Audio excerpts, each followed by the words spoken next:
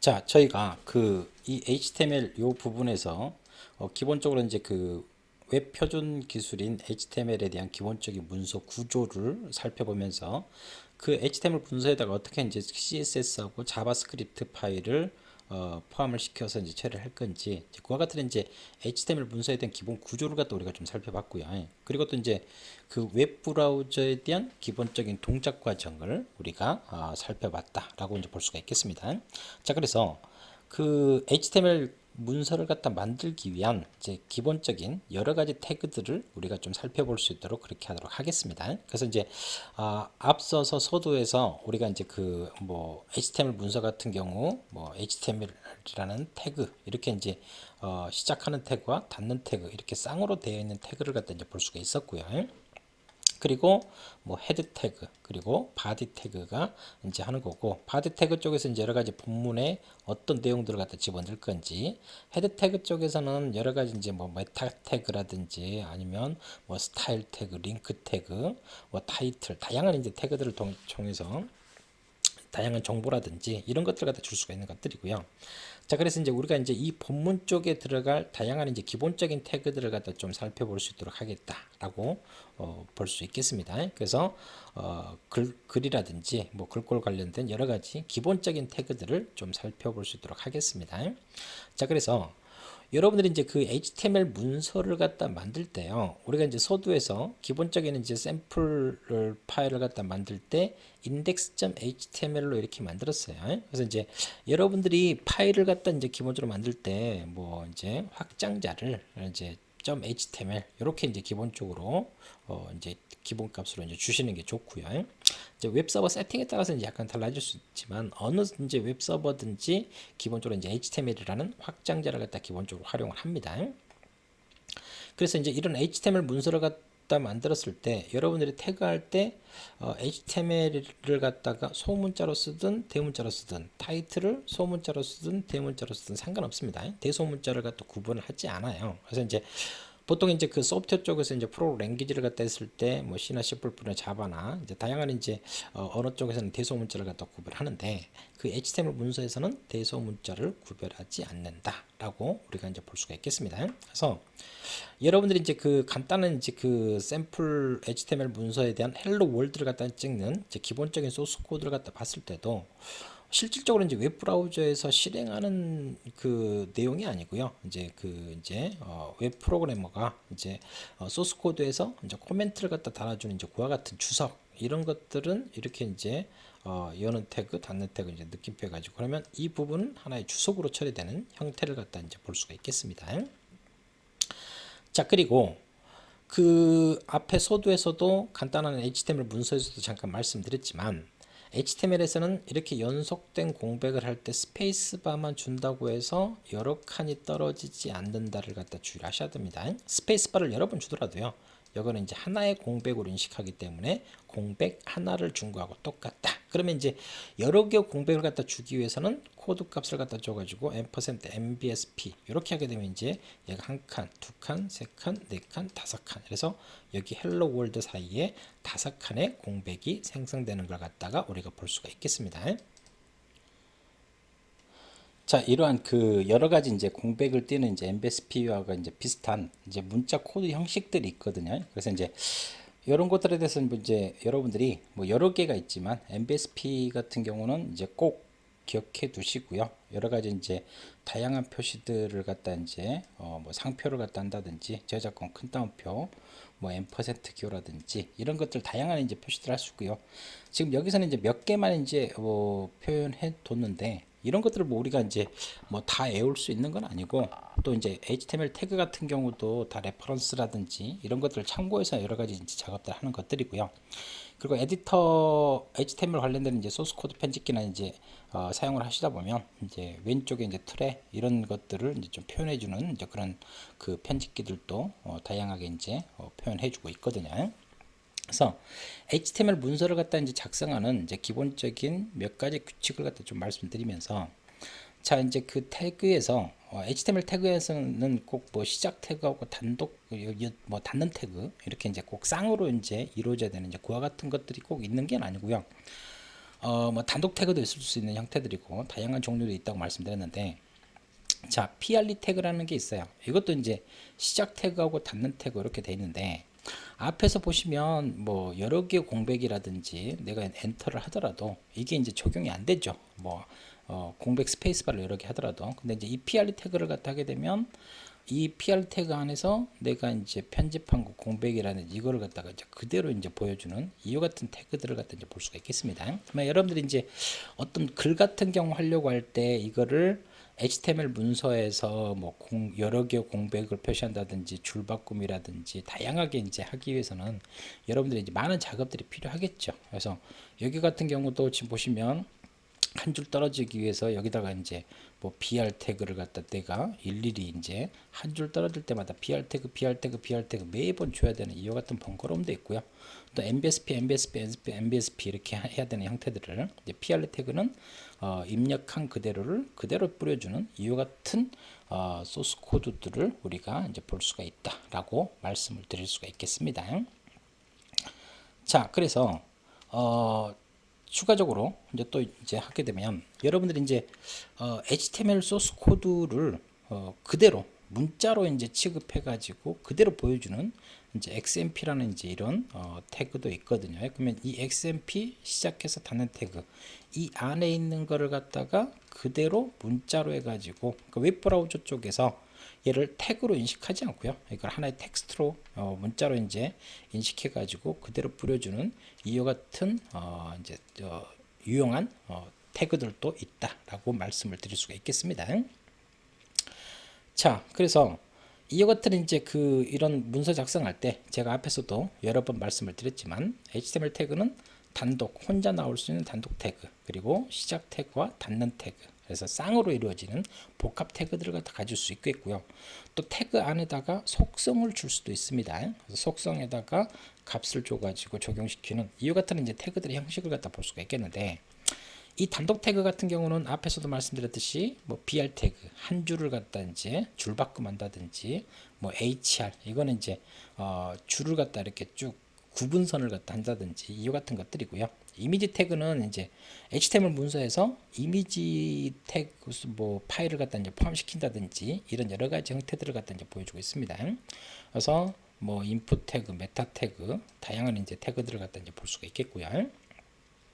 그래서 이와 같은 단독 태그를 갖다 할 때 HTML5 쪽에서는 그냥 이제 이렇게 이제 BR 태그 이렇게 하시면 되는데 XHTML이 있단 말이에요. 그래서 기본적으로 이제 HTML4를 갖다 이제 기본적으로 HTML을 갖다가 XML 이렇게 이제 작성한 형태들을 갖다 보여주는데, 이거는 이제 뭐 표준이 이제 폐기됐으니까. 근데 이 XHTML 같은 경우는 이렇게 이제 단독 태그를 하더라도 이와 같이 끝에다가 이렇게 이제 닫아주는 닫는 태그를 종료 태그를 이런 식으로 표현해주는 형태들. 이미지 태그도 단독 태그인데 이렇게 이제 단독 태그를 정확히 표시해주는 형태들. 그래서 이제 뭐 HTML5 쪽에서는 꼭 굳이 이렇게 안 해줘도 상관없으니까요. 근데 또 많은 분들이 이제 이런 식으로 또 표현하는 작업들을 갖다가 많이 볼 수가 있겠습니다. 그래서 두 번째는 이제 복합 태그는 늘 봐왔었던 HTML, 헤드, 바디 이런 것들이 이제 복합 태그들을 우리가 이제 볼 수가 있겠습니다. 그래서 이게 이제 여러 가지 태그들인데, 그렇다면 우리가 이제 여러 가지 이제 HTML 태그 중에서 문단 관련된 태그들을 갖다가 좀 살펴볼 수 있도록 그렇게 하도록 하겠습니다. 여러분들이 이제 HTML 문서를 갖다 만들었을 때 가장 첫 번째로 헬로 월드라든지 자기 이름이라든지 이런 걸 갖다 이제 출력해 보는 것처럼 가장 기본적인 태그들이라고 보시면 될 것 같아요.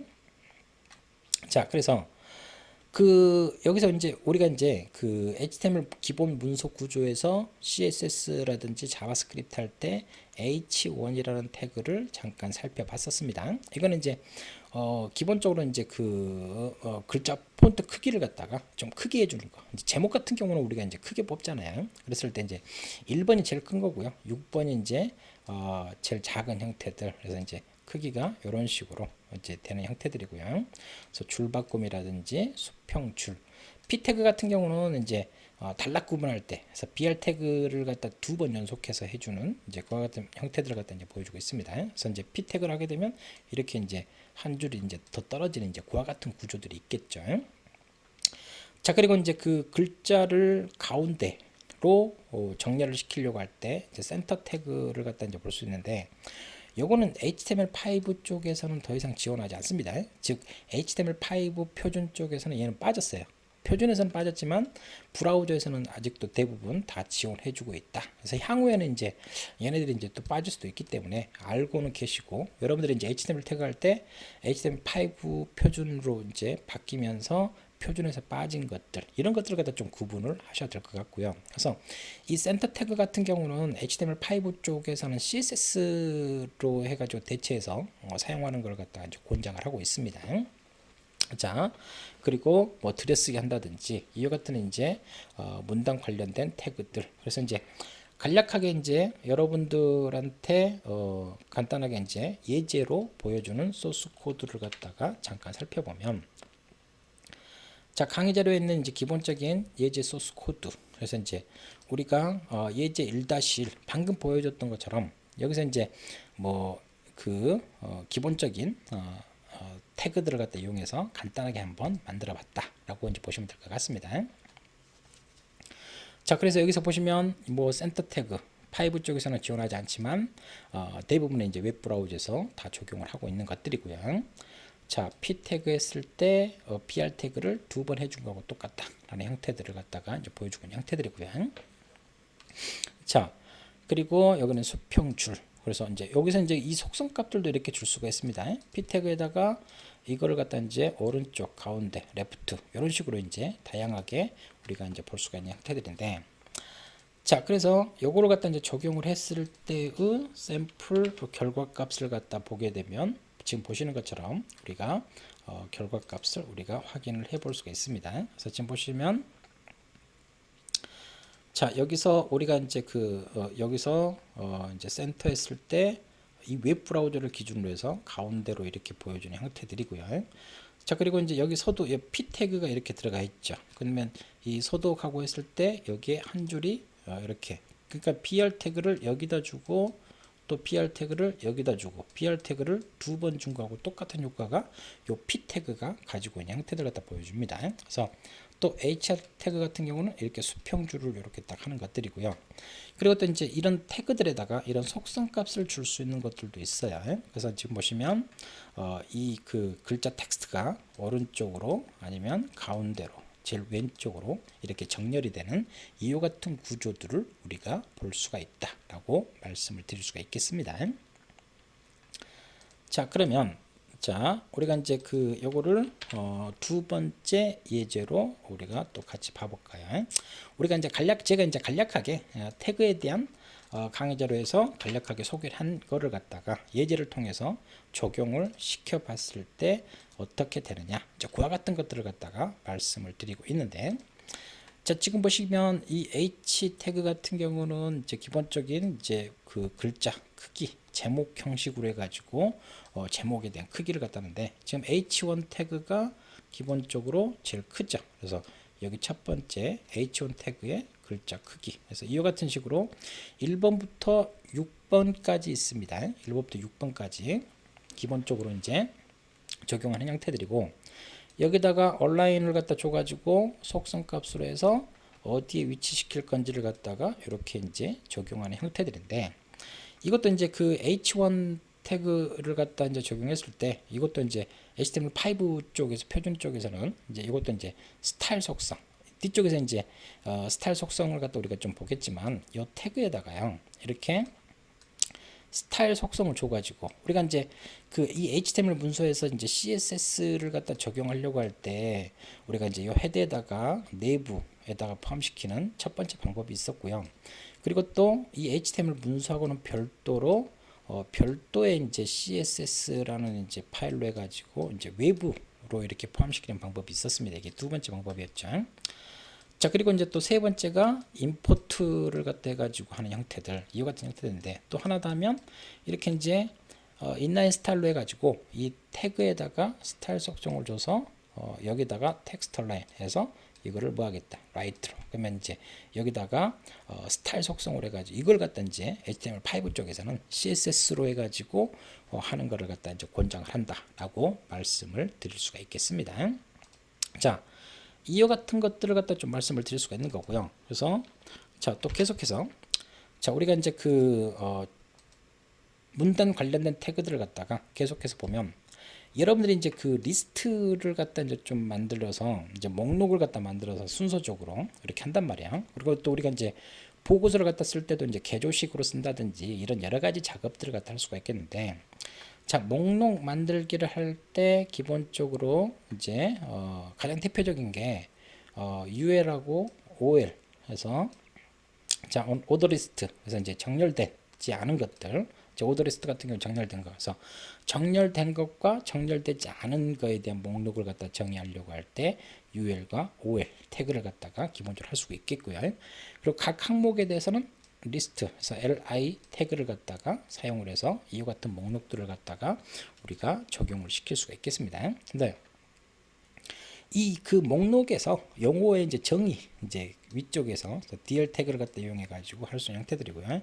dd라든지 뭐 dd. 그래서 이제 이런 목록에서 이제 제일 큰 이제 용어 목록 리스트 이와 같은 것들 할 때 첫 번째로 할 수 있는 형태들이고, 근데 보통 이제 UL하고 OL을 갖다 이제 보통 써가지고 보통 잘 하고요. 이거는 이제 잘 쓰이지는 않는 형태들이고, 근데 여기서 이제 그 우리가 이제 정렬되지 않는 걸 갖다 하려고 할 때 기본 디폴트는 이제 디스크거든요. 그래서 이와 같은 이제 얘가 이제 기본 값이 되고요. 근데 이제 이 목록 기호를 갖다 여러분들이 바꾸려고 할 때 뭐 이제 서클이라든지 아니면 스퀘어라든지 이런 식으로 해가지고 이제 기본적으로 여러분들이 목록 기호들을 갖다가 이렇게 이제 바꿀 수 있는 형태들. 그래서 여기다가 이제 타입 속성을 줘가지고 여러분들이 원하는 목록 기호를 갖다 줄 수가 있다라고 이제 볼 수가 있겠습니다.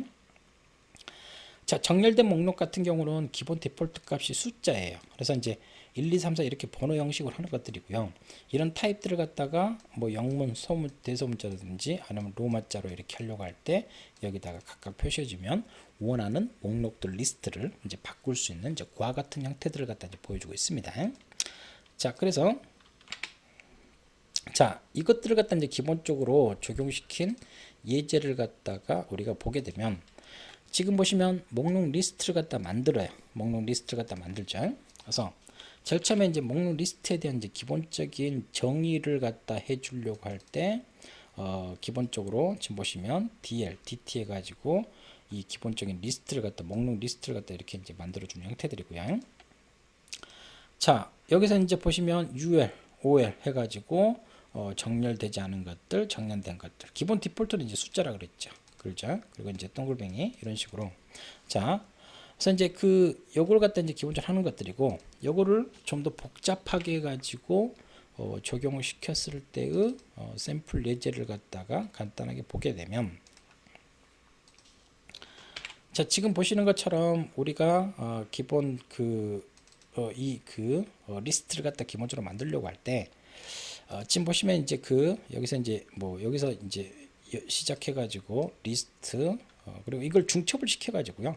이 안에서도 이렇게 또 리스트를 갖다 이렇게 만들 수가 있죠. 각각의 항목들은 이렇게 이제 li라는 태그를 갖다 써가지고 하는 형태들이고요. 그러면 이제 여기서 각각에 대한 세 개의 항목들이 이렇게 있죠. 이 안쪽에 들어가가지고 또 UL로 해가지고 스퀘어 형식으로 해가지고 이렇게 목록을 갖다 만들어 준 거고요. 자, 서클 형식으로 해서 이렇게 이제 li를 갖다가 만들어준 형태들을 갖다 보여주고 있습니다. 이거는 이제 정렬된 리스트로 해가지고 알파벳으로 우리가 디폴트는 이제 숫자라 그랬죠. 그래서 이제 이런 것들을 갖다 이런 식으로 만들어서 다양한 목록들을 갖다 만드는 이와 같은 기본적인 태그들을 우리가 좀 볼 수가 있겠습니다. 자, 그래서 여러분들이 이제 기본적인 여러 가지 이제 문서라든지 이런 것들을 할 때 문단 이제 관련된 태그들에 대해서 우리가 간략하게 우리가 좀 볼 수가 있다라고 말씀을 드릴 수가 있겠습니다. 자, 그러면 우리가 이제 글꼴을 갖다는데 앞에서 이제 그 제목에 대해서 이제 H1이라든지 이제 H 태그에다가 1, 2, 3, 4, 5, 6 해가지고 제목에 대한 글자 크기들을 갖다 줄 수가 있었는데, 이와 같은 이제 글꼴들 우리가 이제 문서라든지 하면 이제 글자 폰트를 굴림체로 할 거냐, 궁서체로 할 거냐, 맑은 고딕으로 할 거냐, 그리고 또 글자 크기를 갖다 이제 얼마나 줄 거냐, 이와 같은 여러 가지 이제 문서 작업들 하잖아요. 그리고 또 이제 글자체도 뭐 이탈릭체냐, 그리고 또뭐 치소선도 할 수도 있고 언더바도 할 수 있고 여러 가지 이제 언더라인이나 여러 가지 다양한 작업들을 갖다 할 수 있는데, 그런 여러 가지 이제 글꼴 관련된 태그들을 갖다가 좀 정리를 해볼 수 있도록 하겠습니다. 자, 그래서 이제 그 이 글자 관련된 그 태그를 하려고 할 때요, HTML4까지는 이제 폰트 태그를 갖다 좀 많이 썼어요. 근데 이제 제가 이제 강의 자료를 보시면 알겠지만 5 쪽으로 오면서 4하고 5의 문법적인 차이들을 갖다 주로 구분해 주기 위해서 명시를 해 두었습니다. 그래서 이제 웹 브라우저에서는 적용을 해요. 근데 이제 HTML5 표준 쪽에서는 이제 빠졌다라는 것들을 갖다 이제 볼 수가 있겠습니다. 그래서 옛날에 이제 기본적으로 이제 표준까지는 이제 적용이 됐었던 것들, 이 폰트 크기에다가 뭐 사이즈 값을 주시면 돼요. 1부터 7까지. 근데 이제 요게 이제 1이 H1 같은 경우는 1이 제일 큰 거였죠.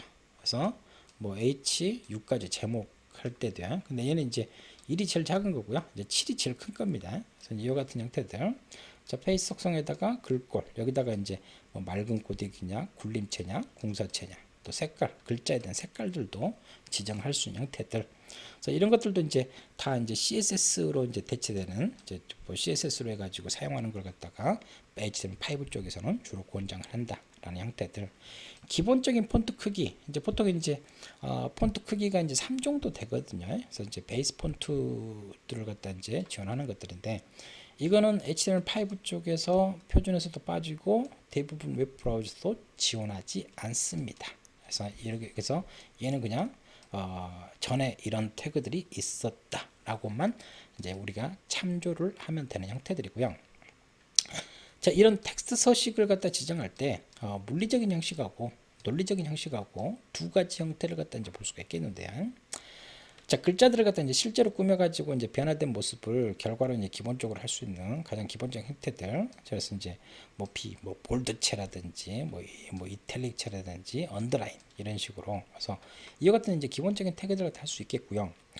논리적인 것은 이제 표현하는 문서에 따라서 이제 논리적인 글꼴을 사용하는데, 이거는 이제 웹 브라우저마다 좀 다르게 이제 출력되기 때문에 좀 주의는 하셔야 되는 형태들. 그래서 이제 뭐 스트롱이라든지 뭐 코드라든지 이런 것들을 이제 부분적으로 이제 국가적으로 지정을 하는 형태들 같은 볼 수가 있겠습니다. 그래서 이런 물리적인 형식하고 논리적인 형식에 대한 기본적인 서식을 갖다 지정하는 몇 가지 태그들을 갖다 좀 보시게 되면, 자, 지금 이제 그 회색으로 이렇게 표시된 것들은 다 어째요? HTML5 쪽에서 다 지원을 하지 않는 형태들입니다. 그래서 웹 브라우저에서는 그래도 사용은 가능하다. 그래서 될 수 있으면 HTML5 쪽으로 넘어오면서 표준적에 빠진 태그들은 여러분들이 될 수 있으면 안 쓰시는 게 낫겠죠. 향후에 이제 웹 브라우저에서 더 이상 지원하지 않게 되면 적용이 안 되기 때문에 다시 이제 유지 보수하려게 되면 이제 복잡해지는 형태들이니까요. 그래서 B 태그를 써서 이제 뭐 볼드체라든지 할 수 있고요. 이탈릭체, 밑줄, 언더라인. 자, 대리라든지 S 같은 경우는 이제 치소선 같은 경우. 우리가 이제 치소선 이런 이제 기본적인 태그들을 통해 가지고 다양한 이제 텍스트들을 갖다가 적용할 수 있는 형태들이고요. 자, 그리고 뭐 스크립트라든지 서브 스크립트라든지 스몰 텍스트, 이제 위첨자, 아래첨자, 그리고 더 작게 한다든지 이와 같은 형태들을 갖다가 물리적인 형식들을 갖다가 지정할 수가 있습니다. 자, 그리고 이제 여러분들이 보시면 그 이제 옛날에 이제 타자기 형식 이런 이제 타이핑체 이런 것들도 TT라는 태그들을 갖다가 기존에 많이 썼던 형태들이거든요. 근데 이제 이것도 HTML5 쪽에서는 표준에서는 빠졌고 웹 브라우저에서는 아직도 지원을 한다라는 형태들. 그래서 뭐 키보드 입력이라든지 프로그램 할 때 뭐 코드들, 변수 코드들, 그리고 이제 기본적인 이제 뭐 출력한다든지 이런 형태들을 갖다 볼 수가 있겠고요.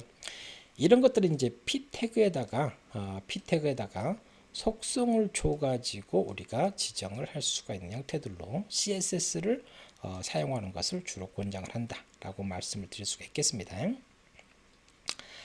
자, 그래서 이런 여러 가지 형태들을 갖다가 우리가 좀 볼 수가 있는데, 그래서 우리가 이제 물리적인 형식에 여기에 대한 형태들을 갖다 좀 말씀을 드렸고요. 논리적인 형식으로 해가지고 웹 브라우저마다 좀 이제 다르게 이제 표현된 것들이 있긴 하는데, 그래서 여러 가지 이제 뭐 이탈릭체 앞에서 했었던 형태들, 물리적으로 표현했던 것들을 논리적 형식으로 했을 때 사용되는 여러 가지 형태들의 이제 태그들을 갖다 볼 수가 있겠습니다. 뭐 저도 그렇게 많이 쓰는 것들은 아니고요. 그래서 여러분들이 이제 이런 것들을 여러 가지 이제 소스 코드라든지 이제 이런 것들을 갖다 표현하려고 할 때 이런 논리적인 형식의 태그들을 갖다가 사용할 수가 있겠다.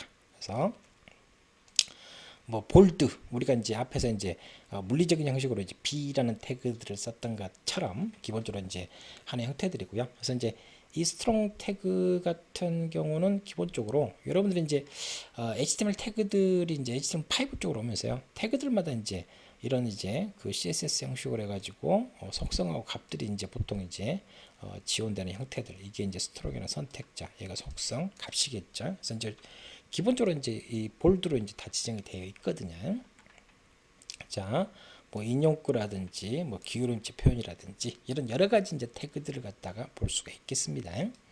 그래서 여러분들이 이제 이런 태그들을 갖다가요, 제일 처음에는 이제 뭐 이런 많은 이제 태그들을 갖다가 일일이 하나씩 다 외우려고 하다 보면 너무 많다고요. 근데 이제 여러분들이 자주 쓰는 것들은 늘 뭐 어떤 작업을 하시든지요, 프로그램 작업하시든지 자주 하다 보면 이제 빈번하게 쓰는 것들은 이제 바로 이제 외워서 이제 나올 수도 있는 것들이고, 빈번하게 사용하지 않는 것들 같은 경우는 레퍼런스라든지 이런 것들을 여러분들이 참고하시면 좋겠습니다. 그래서 이제 여러 가지 사이트를 통해 가지고요, 그런 것들을 갖다 여러분들이 활용을 할 수가 있겠습니다.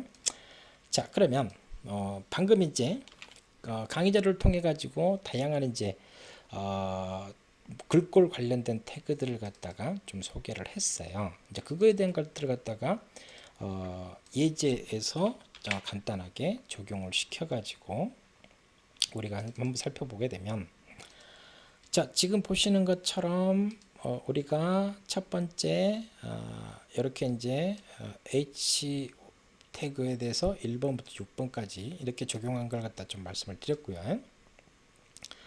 자, 그리고 이제 폰트, 여기다 사이즈 값을 1번, 2번. 이거는 이제 지금 H1 태그하고요, 제가 이제 폰트 태그하고 값을 갖다 이제 비교하기 위해서 한 거예요. 그래서 H1을 했을 때 같은 경우는 글자가 제일 크죠. 근데 폰트 사이즈는 글자가 제일 작죠. 그래서 이제 이런 식으로 이제 되어지는 형태들이고, 1번부터 6번인데 H7번 태그는 없습니다. 그래서 폰트에서는 7번 태그가 7번 값이 사이즈가 제일 큰 형태들을 갖다 볼 수가 있겠어요. H1이 제일 크고 폰트 태그는 7이 제일 크다라는 형태들. 근데 이제 이 폰트 태그는 될 수 있으면 여러분들이 쓰지 않으신 게 좋다라고 제가 말씀을 드렸죠. 자, 그와 같은 형태들을 갖다 이제 보여주는 형태들이고요. 그래서 여러 가지 이제 그 여기다가 이제 폰트에다가 이제 크기, 뭐 글꼴이라든지 글자라든지 이런 여러 가지 값들을 갖다 이제 적용시켜 가지고 할 수 있는 형태들을 갖다가 좀 말씀을 드릴 수가 있겠습니다. 그래서 지금 보시면 이제 그 강의 자료 쪽에서 여러 가지 형태들을 갖다 이렇게 이제 보여주는 형태들이고요. 근데 이제 여기 보시면 이 폰트 쪽에서 기본 크기는 보통 이제 3이거든요. 3값인데 이걸 상대적으로, 절대적인 크기가 아니고 상대적인 크기로 해가지고 이 기본 크기에 플러스 1을 하게 되면 3에다가 했으니까 4가 되겠죠. 이런 상대적인 크기로 해가지고, 그래서 뭐 기존은 이제 베이스 폰트라고 해가지고 이제 기본 크기를 바꿔준다든지 이런 여러 가지 작업들을 했었는데, 자, 마이너스를 하게 되면 당연히 여기서 3에서 1 이런 식으로 이런 상대적인 크기로 해가지고 또 지정을 할 수 있다라는 걸 갖다가 우리가 말씀을 드릴 수가 있겠습니다. 자, 그래서 자, 계속해서 우리가 이제 그 예제를 통해 가지고 우리가 좀 보게 되면, 자, 우리가 이제 그 물리적인 크기하고 논리적인 크기를 갖다 봤었던 것들을 간단한 샘플 예제를 통해 가지고 우리가 값을 확인해 볼 수가 있는 형태들이고요. 자, 제가 이거를 갖다 일일이 다 타이핑해 가지고 하기에는 시간이 오래 걸리기 때문에, 자, 미리 이제 소스 코드를 갖다 준비해 놓고 간략하게 이제 표현해 준 형태들인데, 그래서 이제 이런 식으로 여러분들이 표현을 하게 되면 이렇게 이제 B 태그 했을 때 뭐 I 태그, U 태그 이렇게 여러 가지 다양한 태그들을 갖다 이제 하는 형태들. 그래서 이제 이것도 위첨자, 아래첨자 이렇게 우리가 이제 여러 가지 이제 워드 프로세서들을 갖다 이용해서 다양한 이제 문서 편집을 하는 이제 그와 같은 작업들을 갖다가 우리가 할 수 있는 형태들이고요. 그래서 취소성 같은 경우 뭐 물리적인 표현 방법하고 논리적인 표현 방법들, 스몰, 빅, 다 이제 기본 폰트 크기, 사이즈 크기를 기준으로 해가지고 더 이제 플러스를 한다든지 마이너스를 한다든지 이와 같은 작업들을 갖다가 우리가 적용할 수 있는 형태들이고요. 그래서 타이핑체라든지. 근데 이제 이걸 이제 P에다가 여러 가지 이제 속성들을 갖다 적용해가지고 이와 같이 이제 표현할 수 있는 이제 그와 같은 방법들도 우리가 말씀을 드릴 수가 있겠습니다. 그래서 여러 가지 이제 글꼴 관련된 태그들에 대해서 어떻게 적용하는지 이제 그와 같은 것들 갖다 좀 말씀드린 것들이고요. 자, 그 다음에 여러 가지 그러니까 논리적인 크기로 해가지고 물리적인 크기, 논리적인 크기 두 가지를 갖다가 우리가 보여주고 있는데, 그래서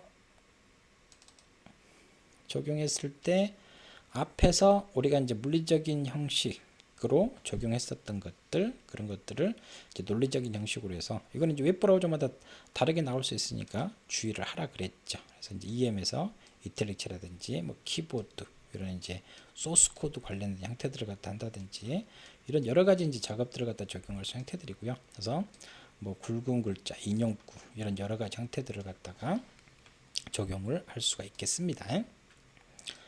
자, 그래서 여러 가지 형태들을 갖다가 우리가 적용을 시키는 이제 그와 같은 작업들을 갖다가 말씀을 드릴 수가 있는 형태들이고요. 자, 그래서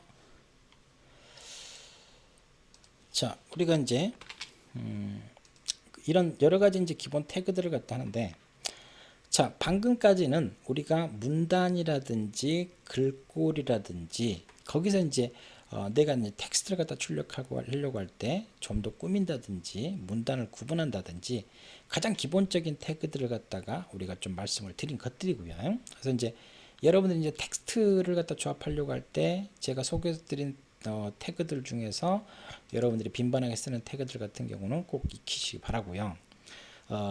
이 많은 태그들을 갖다가 여러분들이 다 외우실 필요는 없고 작업을 할 때 레퍼런스로 해서 참고하셔가지고 작업을 하시면 된다라고 말씀을 드릴 수가 있겠습니다.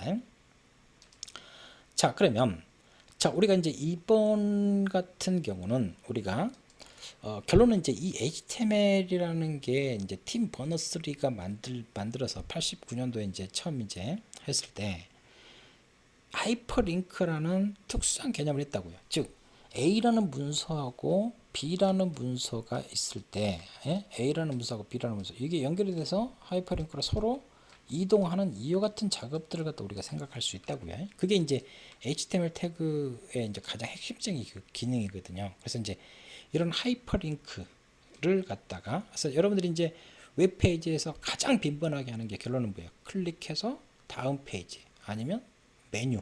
그래서 이제 다른 페이지 이동한다든지 이런 여러 가지 작업들을 하죠. 그래서 HTML에서 가장 빈번하게 가장 핵심적인 기능을 갖다 이제 볼 수가 있겠는데, 자, 그래서 이제 문서하고 문서 사이에 이동하는 이런 하이퍼링크라는 특수한 개념, HTML 초창기 가장 핵심적이고 가장 참신했던 기능을 갖다 이제 볼 수가 있겠습니다. 그래서 이제 얘가 이제 최초의 웹사이트예요. 다 하이퍼링크 이렇게 지금 활성화 이렇게 돼 있죠. 클릭했을 때 다른 문서로 이렇게 이동한다든지 문서와 문서를 서로 이동하면서 이동할 수 있는 이런 개념, 이게 이제 하이퍼링크라는 개념을 갖다 이제 볼 수가 있겠습니다. 그러면 자, 여러분들이 이제 하루에도 수십 번, 수만 번 클릭하면서 이런 문서와 문서 이동하는 이제 그와 같은 여러 가지 작업들을 갖다가 빈번하게 하는데, 자, 그래서 이제 이 하이퍼링크에서 A 태그를 갖다가 기본적으로 우리가 사용을 합니다. 그래서 이제 내가 이동하려고 하는 문서의 URL을 갖다 적어주면 이게 이제 그 여기다가 이제 이 어떤 이미지라든지 텍스트를 갖다 클릭을 하게 되면 내가 원하는 페이지로 이동을 하겠죠. 그래서 이제 이 앵커 태그에 대해서 여러 가지 이제 속성들을 갖다 지정을 하는데, 여기서 이제 그 뭐 우리가 이제 레퍼런스 해가지고 URL을 갖다 한다든지 타겟을 통해서 클릭을 했어요. 그러면 이 URL을 어떻게 할 거냐. 그래서 언더바 셀프 하게 되면 동일한 창에다가 이제 기본적으로 문서를 갖다 여는 것들이고요. 얘가 기본값입니다. 언더바 블랭크 하게 되면 새 창이 뜹니다. 새 창. 그래서 이제 탭에서 이제 문서를 한다든지 이와 같은 것들이고요. 자, 이런 것들은 이제 타겟 쪽에서 이제 언더바 페어런트나 탑 같은 경우는 이제 프레임을 갖다 이용해 가지고 문서를 열려고 할 때 부모 프레임이라든지 아니면 창 전체에다가, 그래서 프레임 같은 경우는 옛날에는 이제 이렇게 이제 위쪽 타이틀, 메뉴 이렇게 프레임을 갖다 이렇게 나눴거든요. 그래서 세 개의 영역으로 이걸 클릭하면 이쪽에서 문서가 열린다든지 이런 여러 가지 작업들을 갖다 할 수 있는 그와 같은 작업들이 있었고요. 자, 링크된 언어를 갖다 이제 설정한다든지 이와 같은 여러 가지 이제 속성들. 그래서 이제 이 앵커 태그로 해가지고 하게 되면 방문하지 않은 링크, 아까 이제 최초 웹사이트 같은 경우도 파란색으로 표시된 거. 그래서 이제 내가 방문한 사이트냐 아니냐 했던 걸 갖다 이제 기본적으로 표현하려고 할 때 이런 색깔로 이제 표시되는 것들을 갖다 볼 수가 있겠어요. 그래서 파란색, 방문한 링크, 자주색, 그래서 활성화된 것들 이제 빨간색으로 표시한다든지, 그래서 이런 여러 가지 형태들을 갖다 이제 보여주는 형태들이고요. 이거는 HTML5 쪽에 넘으면서 이제 없어진 속성들. 자, 이것도 이제 얘네들도 이제 다 5 쪽 표준 쪽에서 다 빠진 형태들입니다. 자, 이 네임이라는 것 같은 경우는요, 여러분들이 이제 또 똑같은 문서가 있어요. 똑같은 하나의 문서가 있는데 내가 클릭했을 때 이 문서의 어떤 특정 지점으로 클릭했을 때 어떤 특정 문서의 지점으로, 근데 이제 이거를 네임을 쓰지 않고요. 그래서 이제 아이디를 갖다 이제 쓰는, 제 속성을 갖다 쓰는 걸로 이제 권장을 하는 형태들을 갖다 볼 수가 있겠습니다. 자, 이런 쉐이프 같은 이런 것 같은 경우는 이미지 이렇게 있어요. 좌표가 있는데 내가 어떤 특정 영역, 이 영역 이제 문서에서 그림이라든지 좌표 값을 갖다 줘가지고 지정한 걸 갖다 이제 한다든지 이와 같은 형태들. 그래서 이제 이건 HTML5 쪽에서도 이거 빠졌는데 일부 웹 브라우저에서만 이제 기본적으로 이제 지원하는 형태들입니다. 자, 타입 같은 경우 링크된 문서의 유형을 갖다 지정한다든지 이제 그와 같은 형태들이고요. 그래서 이제 이렇게 이제 기본적으로 이제 이런 하이퍼링크 했을 때 여기서 여는 태그, 닫는 태그. 그러면 이제 이 클릭스닷컴이라는 이 텍스트가 이제 활성화 되겠죠. 그죠? 그러면 이제 이 클릭스닷컴이라는 텍스트를 딱 클릭을 했을 때 내가 어디로 이 레퍼런스, 이 URL로 이동을 하겠다. 그래서 이 연결된 타겟이 뭐예요? HTML 문서다라는 걸 갖다가 보여주는 형태들입니다. 자, 앵커 태그에서 이 두 개는 HTML5 표준 쪽에서 추가된 거거든요. 제가 이렇게 이제 이런 로고를 갖다 표현한 것은 HTML5 표준 쪽에서 추가된 속성들이다 라는 걸 갖다 표현하기 위해서 저렇게 표현하는 형태들이고요. 자, 미디라든지 다운로드를 갖다가 이제 볼 수가 있겠습니다. 그래서 이제 링크된 문서 최적화되어 있는 미디어 장치 지정으로 이제 미디어 쿼리 값으로 해가지고, 그래서 우리가 이제 반응 영역이라든지 적용 영역 할 때 이제 이 같은 형태들. 자, 그리고 다운로드 하게 되면 링크했을 때 링크를 클릭했을 때 이 대상을 갖다 이제 다운로드. 그러니까 이제 여기서 앵커 태그예요. 근데 내가 뭘로 연결을 했냐면 클릭서.jpg라는 이미지로 연결을 했어요. 그러면 이거를 이 이미지를 클릭을 하면 이걸 다운받게 된다는 거죠. 이와 같은 식으로 이미지를 클릭했을 때, 그러니까 이미지를 클릭했을 때 다른 페이지로 이동할 수도 있고 지정한 페이지로 이동할 수도 있겠지만 이 이미지를 클릭했을 때 클릭을 다운하는 이제 그와 같은 형태들을 갖다가 이제 볼 수가 있겠습니다. 이런 것들도 이제 앵커 태그 쪽에서 지정을 해줄 수 있는 이제 그와 같은 형태들이다라고 이제 보여줄 수가 있겠습니다. 자, 그러면 방금 봤었던 그 앵커 태그들을 갖다 실질적으로 이용한 형태들을 우리가 간략한 샘플 예제로 해가지고 한번 살펴볼 수 있도록 그렇게 하도록 할게요. 자, 지금 보시면, 자, 이 앵커 태그, 지금 여기서 이제 이 앵커 태그 여기 보시면 제가 가장 단순하게 이 앵커 태그를 갖다가 해가지고 목록 리스트를 갖다 만들어 가지고 세 개를 갖다 검색 엔진에 대해서 세 개의 리스트를 갖다 이렇게 만들어 놨어요. 그러면 자, 요 텍스트를 갖다가 클릭했을 때 기본적으로 어떻게 할 거냐. 그래서 이제 셀프 하게 되면 이제 기본적으로 그 창에서 이제 언더바 블랭크는 이제 새로운 탭에서 이렇게 한다든지 이와 같은 작업들을 지정하는 가장 기본적인 작업이다라고 이제 보시면 될 것 같습니다. 그러면 자, 요 구글을 갖다 딱 클릭할까요? 이거는 이제 기본값, 디폴트 값이란 말이에요. 그러면 현재 창에 동일한 창에 이제 뜨는 형태들. 자, 네이버는 뭐예요? 언더바 셀프로 타겟을 지정했죠. 자, 네이버를 딱 클릭하니까 얘가 똑같죠. 구글을 클릭했을 때고 네이버. 구글은 타겟 속성을 지정 안 했다고요. 즉, 이 앵커 태그의 기본 타겟 속성 값은 뭐다? 언더바 셀프다. 라고 우리가 말씀을 드릴 수가 있겠고. 자, 다음을 클릭하니까 어디요? 현재 내 페이지, HTML 문서죠. 새로운 창, 새로운 탭에 이렇게 이제 활성화되는 형태들을 우리가 볼 수가 있다라는 걸 말씀을 드릴 수가 있겠습니다. 그래서 앵커 태그를 갖다 이제 기본적으로 쓰는 가장 기본적인 형태들이고요. 자, 여기서는 이제 기본적으로 이제 이렇게 이제 텍스트로만 이렇게 했는데요. 이거를 갖다 여기에다가 이제 뭐 이미지를 지정해 가지고 이미지 뭐 img 이미지라는 태그를 통해서 이미지를 클릭했을 때 내가 원하는 페이지로 이동한다든지 이런 식으로 이제 작업할 수 있는 이제 다양한 작업들을 갖다가 우리가 생각을 해볼 수가 있다라고 말씀을 드릴 수가 있겠습니다. 자, 그러면 자 간략하게 이제 그 앵커 태그에 대한 기본적인 샘플 예제를 갖다 본 거고요.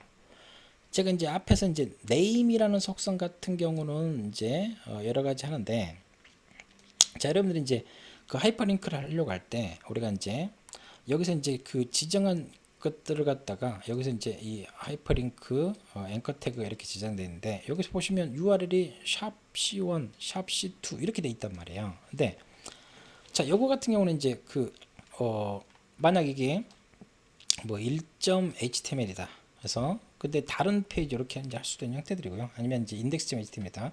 파일명을 지정할 수도 있고, 아니면 그냥 이제 id나 네임 값을 지정할 수도 있습니다. 자, 그래서 여기서 이제 그 글로벌 속성인 id를 권장을 한다 그랬죠. 네임 속성은 지향하는 쪽으로 하는 형태들. 그래서 챕터 1, 챕터 2. 그러면 이제 이 챕터 1을 갖다 이제 클릭하면 내가 이제 기본적으로 내가 지정하는 이제 북마크 쪽으로 간다든지 이제 그와 같은 작업들을 갖다 이제 할 수가 있겠습니다. 그래서 이 부분을 갖다 클릭했을 때 내가 지정한 북마크 쪽으로 이동하는 이제 그와 같은 작업들을 갖다가 할 수가 있다. 자, 그래서 자, 샘플 예제를 갖다 만들어 놓은 걸 한번 같이 봐볼까요? 자, 지금 얘 같은 경우 기본적으로 보게 되면, 자, 지금 보시면 여기서는 이제 제가 여기서 이제 그 앵커 태그를 해가지고 이제 어디를 지금 할 건지 챕터 1, 챕터 2 북마크를 이렇게 해놨단 말이에요. 그러면 여기서 보시면 여기 이제 챕터 1 검색 엔진 id로 이렇게 지정을 해놨죠. 그리고 여기는 또 id로 이렇게 지정해놨단 말이에요. 그러면 자, 제가 얘를 갖다가 자, 챕터 1을 딱 클릭해 볼까요? 그러면 여기 챕터 1 이렇게 북마크가 되는 형태를 갖다 보여주는 거고요. 챕터 2로 가볼까요? 그러면 요 챕터 2 이렇게 이제 가는 형태들. 자, 탑으로 하게 되면 내가 id 맨 위를 갖다 탑으로 이렇게 지정해 놨죠. 그래서 이제 이렇게 이제 id 글로벌 속성으로 이렇게 이제 지정해 놓은 형태. 그리고 여기서 또 검색 엔진 여기로 id 지정해 놨죠. 이렇게 지정해 놨죠. 그러니까 여기서 내가 탑 하면 여기 맨 위쪽으로 이렇게 가는 형태들이고요. 여기서 챕터 01을 갖다 하게 되면 이렇게 했으니까 얘가 이렇게 가겠죠. 얘는 챕터 0이니까 얘는 이 북마크 쪽으로 이렇게 가겠죠.